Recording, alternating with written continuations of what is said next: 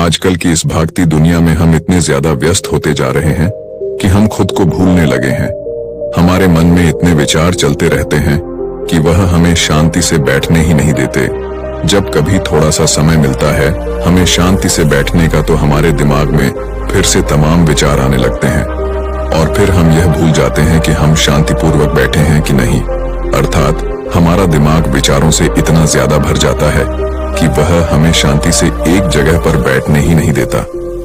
तो आज के इस वीडियो में हम अपने मन के विचारों को साफ करके अपने दिमाग को किस तरीके से शांत रखा जाए, इसी के बारे में बात करने वाले हैं।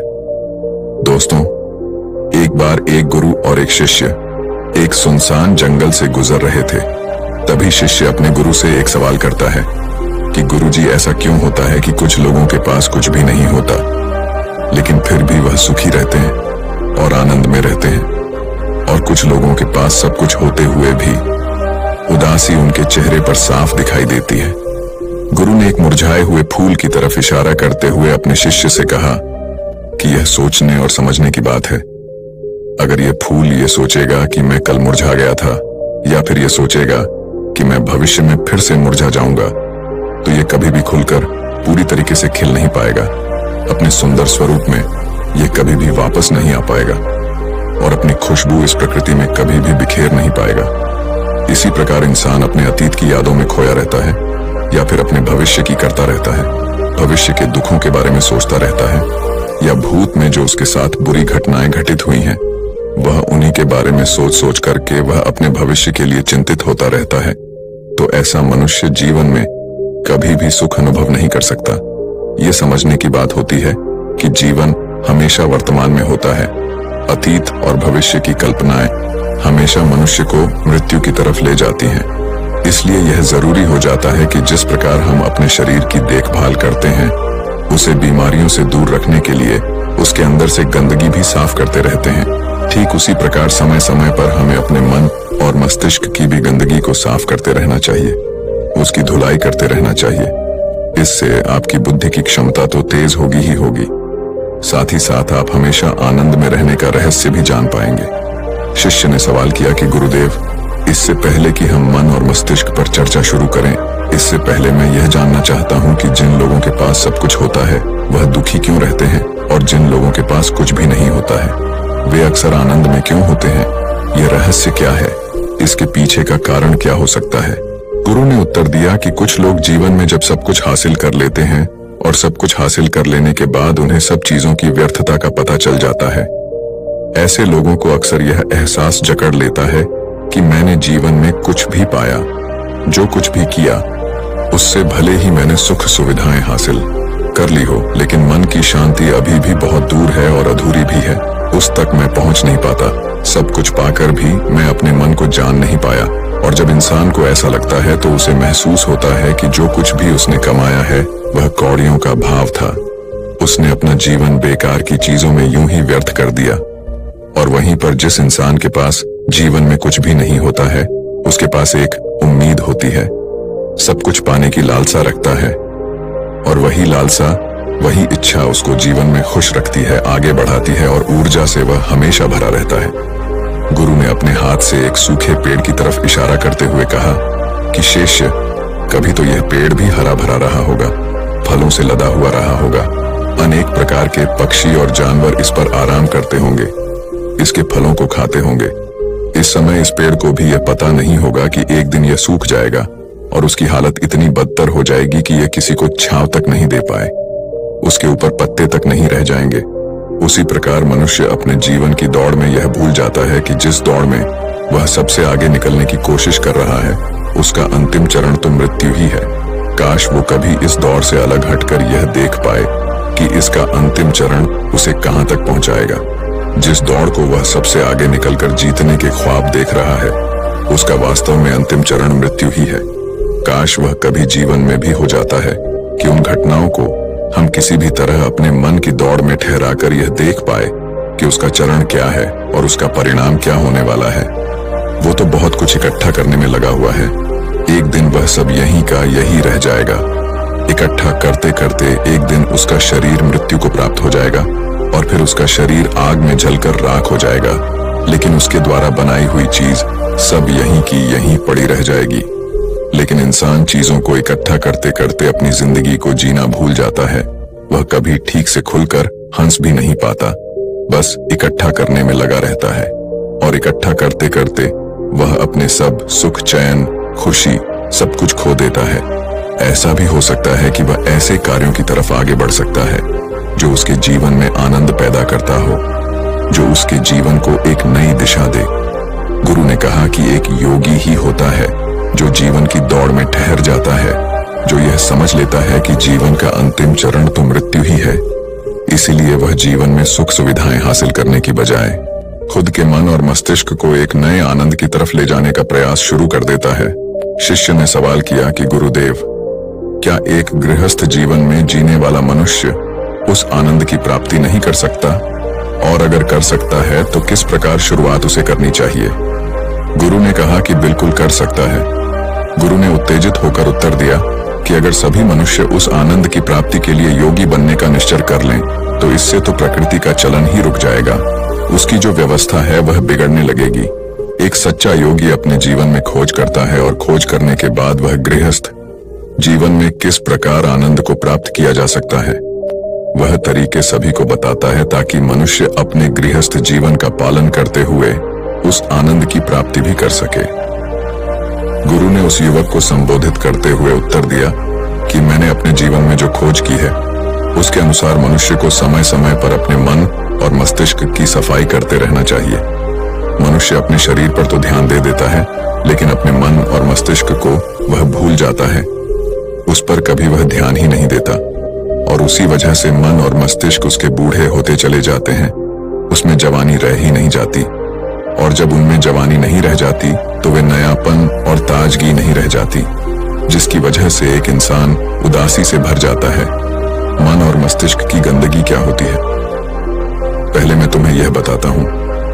हर मनुष्य के जीवन में कुछ ऐसी घटनाएं घटती हैं जिनका उसके मन और मस्तिष्क पर बहुत ही गहरा असर डालती है। वह जीवन पर्यंत उन घटनाओं को भुला भी नहीं पाता और वही घटनाएं उसके मन में पूरी तरह से पक्की बैठ जाती हैं, जो उसके मन में गांठ बना लेती हैं। और भविष्य में जब भी वह कोई काम करता है तो यह घटनाएं उसको प्रभावित करती हैं। उसके विचारों को, उसके निर्णय को पूरी तरह से यह घटनाएं बदल कर रख देती हैं। ऐसे मनुष्य की दृष्टि भी भ्रमित हो जाती है। वह सत्य स्वरूप को देख ही नहीं पाता। वह उन चीजों को उन घटनाओं से जोड़कर भ्रमित तरीके से देखता रहता है। उदाहरण के लिए, अगर किसी बुरी आंखें वाले आदमी ने आपको धोखा दे दिया है तो आप जीवन पर्यंत बुरी आंखें वाले आदमी को हमेशा धोखेबाज ही समझते रहेंगे। उस पर कभी पूर्ण रूप से आप विश्वास ही नहीं कर पाएंगे। लेकिन समझने की बात यह होती है कि जिस इंसान ने आपको धोखा दिया है वह धोखा आपको बुरी आंखों से नहीं मिला, वह इंसान के स्वभाव से मिला है। लेकिन उस इंसान के स्वभाव से हमारे दिमाग में उसका एक चित्र छप गया, उसकी एक छवि बन गई, और वह छवि दूसरे आदमी से जब हम संपर्क करते हैं तो बीच में एक दीवार की तरह खड़ी हो जाती है। और इसी वजह से दो लोगों के बीच गहरे संबंध स्थापित नहीं हो पाते। तो मनुष्य के लिए सबसे जरूरी यही होता है कि वह अपने आप को अतीत की घटनाओं से मुक्त रखे। उन घटनाओं से प्रभावित होकर वह दिमाग में किसी तरह की छवि न बनाए। कुछ लोग इस बात पर यह सवाल खड़ा कर सकते हैं कि फिर जीवन के अनुभव किस काम में आएंगे। लेकिन समझने की बात तो यह होती है कि हम जीवन के अनुभवों को भी भ्रमित तरीके से जान लेते हैं, सही तरीके से उनसे सीख ही नहीं पाते। शिष्य अपने गुरु की बातों में इतना खो गया कि उसे चलते चलते जंगल के रास्ते में पड़े हुए कांटे दिखाई नहीं दिए और अचानक उसके पैर में कांटा चुभ गया। गुरु ने उसका कांटा बाहर निकालते हुए उससे पूछा, ये कांटा तुम्हारे पैर में क्यों लगा? इसके पीछे तुम किसे जिम्मेवार मानते हो? गुरु ने कहा कि तुम मुझे भी जिम्मेवार मान सकते हो, क्योंकि मैं तुम्हें ये बातें सुना रहा था। या तुम खुद को भी जिम्मेदार मान सकते हो कि तुम मेरी बातों में इतना खो गए कि तुम्हारा रास्ते पर से ध्यान ही नहीं रहा। या तुम इन पेड़ों को भी जिम्मेवार मान सकते हो जिन्होंने यह कांटे इस रास्ते पर बिछा दिए।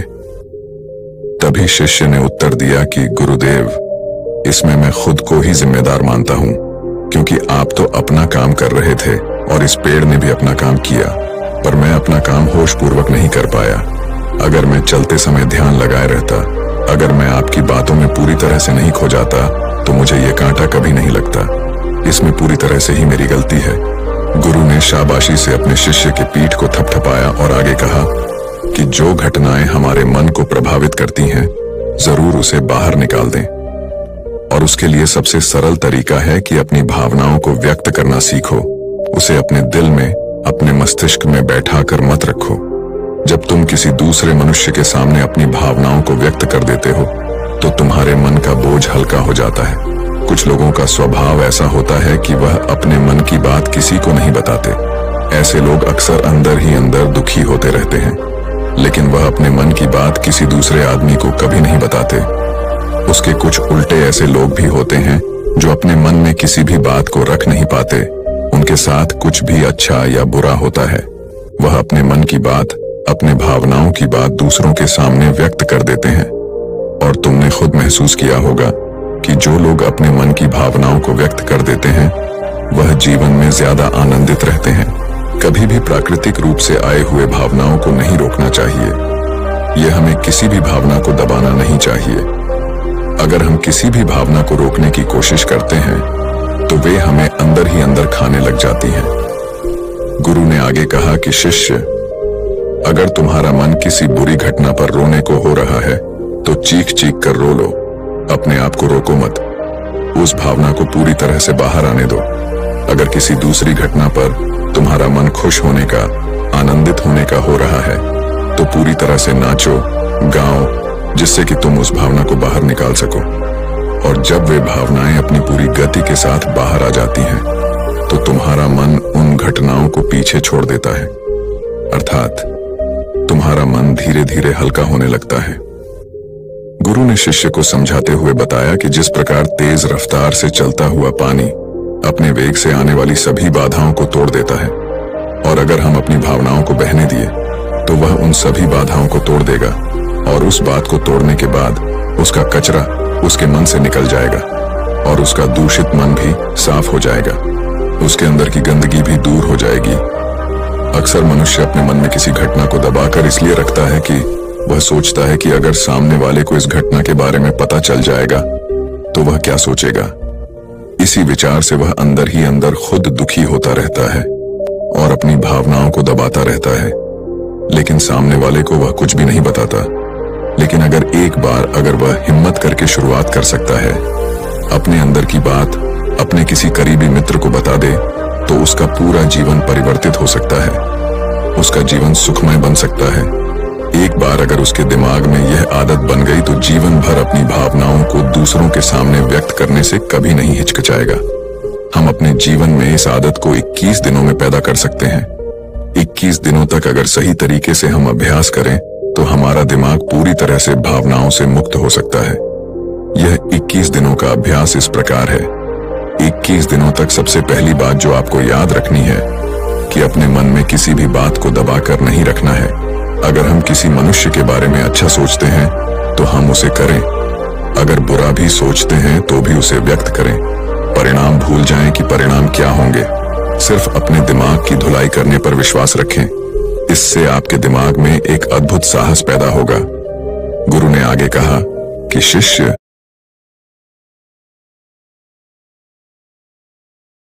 के बारे में वह सब बता पाएंगे जो आप उसके बारे में सोचते हैं।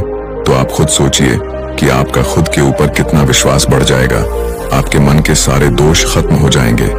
हो सकता है कि इसमें आपको चुनौतियों का सामना करना पड़े, लेकिन जहां चुनौतियां नहीं होती हैं वहीं कुछ अभ्यास भी नहीं होता है। अभ्यास हमेशा चुनौतियों से भरा होना चाहिए। इससे आप सत्य वचन बोलने का अभ्यास भी कर पाएंगे। अक्सर हम दूसरों को प्रभावित करने के लिए वह सब बोलते रहते हैं जो उन्हें अच्छा लगता हो, लेकिन वह नहीं बोलते जो हम उनके बारे में सचमुच सोचते हैं। और यही हमारे सबसे बड़ी भूल हो जाती है, जिससे हमारा पूरा अस्तित्व झूठा बनकर रह जाता है। और अपनी भावनाओं को व्यक्त करते समय यह भी जरूर ध्यान रखें कि आपके अंदर जो भावनाएं उस इंसान के प्रति उठ रही हैं, उसके पीछे का मूलभूत कारण क्या है। उदाहरण के लिए, जब एक नौकर अपने मालिक के लिए कोई काम करता है और वह काम अच्छे से नहीं कर पाता है तो मालिक उसे डांट फटकार देता है, जिससे उसके अंदर उसके प्रति क्रोध की भावनाएं उठने लगती हैं।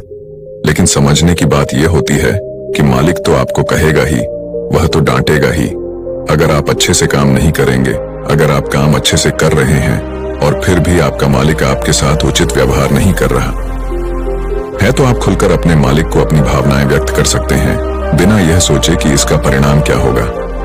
अगर आप इस भावना को उठाएंगे नहीं तो आप अपनी नजरों में खुद ही नीचे गिरने लग जाएंगे। आपका आत्मविश्वास बिल्कुल खत्म हो जाएगा। दूसरा अभ्यास जो तुम्हें 21 दिनों तक करना है वह यह है कि जो भी घटनाएं तुम्हारे साथ घटित होती हैं, कम से कम आपके जीवन में एक ऐसा इंसान होना चाहिए जिसके सामने तुम अपने दिल की बात रख सकते हो।